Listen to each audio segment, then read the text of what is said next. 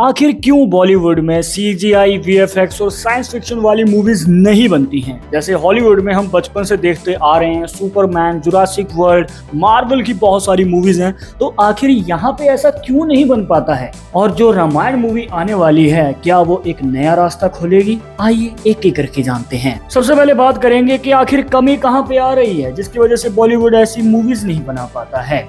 यहाँ पे भाई सबसे पहली कमी ही एक्सपेरिमेंट्स की है। मतलब कि जहाँ पे सिकंदर, राधे और किसी का भाई किसी के जान और इसी के साथ स्पाई यूनिवर्स की मूवीज एक जैसी फील होती हैं।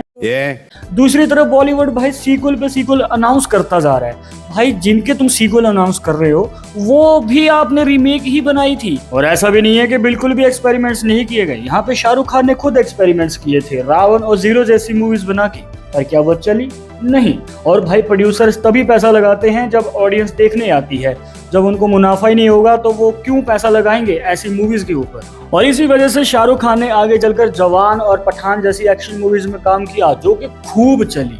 तो क्या इसका मतलब ये है कि इंडिया में सिर्फ एक्शन मूवीज ही चलती हैं? और अगर हाँ, तो मिशन इम्पॉसिबल जैसी एक्शन मूवीज क्यों नहीं बनती हैं जो कि ऑडियंस देखना पसंद करेंगे? लोग बोलते हैं यार ऐसा स्टंट क्यों नहीं करता। मतलब बेटे ये जो तूने स्टंट देखा है इसके पैसे कौन देगा? वो जितना स्टंट में खर्चा हुआ है उसमें हमारी 2 या 3 फिल्में बन जाएंगी। आप देखो भाई, मिशन इम्पॉसिबल तो बहुत दूर की बात है क्योंकि उसमें बहुत तगड़ा बजट लगेगा। तो क्या लिमिटेड बजट के साथ एक्शन मूवीज नहीं बन सकती हैं?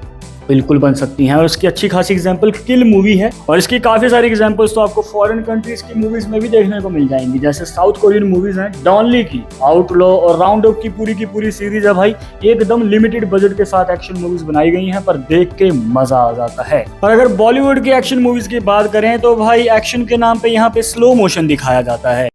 पर अगर बात करें क्या लिमिटेड बजट के साथ एक साइंस फिक्शन मूवी नहीं बन सकती है?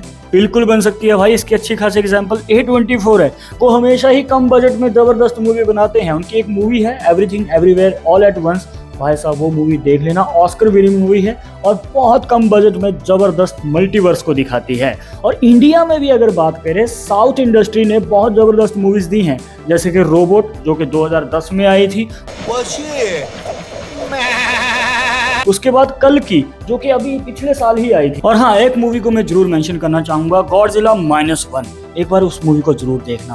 आप यकीन ही नहीं कर पाओगे कि वो सिर्फ 10-15 मिलियन में बनाई गई है। इससे डबल तो बॉलीवुड में भाई एक्टर फीस ले लेते हैं और यही सबसे बड़ी कमी है। एक्टर्स को जितनी फीस दी जा रही है ना, अगर उसका आधा भी मूवी के बजट में लगाया जाए, प्रोडक्शन में लगाया जाए, तो हमें जबरदस्त मूवीज देखने को मिल सकती हैं, बढ़िया वीएफएक्स या फिर बढ़िया सीजीआई के साथ। इसके अलावा एक और कमी है कि इंडिया में भाई जब कोई साइंस फिक्शन मूवी या फिर एक्सपेरिमेंटल मूवी फेल हो जाती है ना, तो 4-5 साल तक ऐसा कुछ भी देखने को दोबारा नहीं मिलता है। मतलब यहाँ पे भाई प्रोड्यूसर्स घबरा जाते हैं और दोबारा हिम्मत नहीं करते हैं कि भाई वैसा कुछ बनाया जाए। और इसके ही ऑपोजिट अगर आप हॉलीवुड में देखें, वहां पे कितनी ही बड़ी बड़ी प्रोडक्शन हाउस की मूवीज फेल हो जाती हैं, पर वो आगे बनाना बंद नहीं करते हैं। अब भाई पूरा का पूरा DCEU फेल हो गया, क्या उन्होंने मूवीज बनाना बंद कर दिया? अभी नया DCU शुरू कर दिया है, यहाँ पे नया सुपरमैन आ गया है भाई। इसके अलावा डिज्नी, उनके तो कितनी सारी मूवीज फेल हुई, तो क्या उन्होंने बनाना बंद कर दिया? नहीं। ऊपर से भाई मार्वल, उनकी तो हर साल 2-3 मूवीज आजकल पिट रही हैं, पर फिर भी वो हिम्मत नहीं हार रही, वो और मूवीज बनाते जा रहे हैं। और यही बॉलीवुड को भी करना पड़ेगा भाई। तुम एक्सपेरिमेंट करो, कुछ नया लेके आओ, कुछ ओरिजिनल लेके आओ। कब तक रीमेक या फिर रीमेक का सीक्वल बनाते रहोगे? क्या भारतीय जनता ऐसी मूवीज नहीं देखना चाहती? बिल्कुल देखना चाहती है भाई। अगर ऐसा नहीं होता ना, तो हॉलीवुड की मूवीज इंडिया में मल्टीपल लैंग्वेज में डब होकर रिलीज ना होती। और जिनको नहीं पता उनको बता दूं कि भाई पूरी दुनिया में सबसे ज्यादा मूवीज इंडिया में बनती हैं। हर साल लगभग 2000 मूवीज बनाई जाती हैं, पर फिर भी यहाँ पे साइंस फिक्शन मूवीज और VFX वाली मूवीज की बहुत कमी है।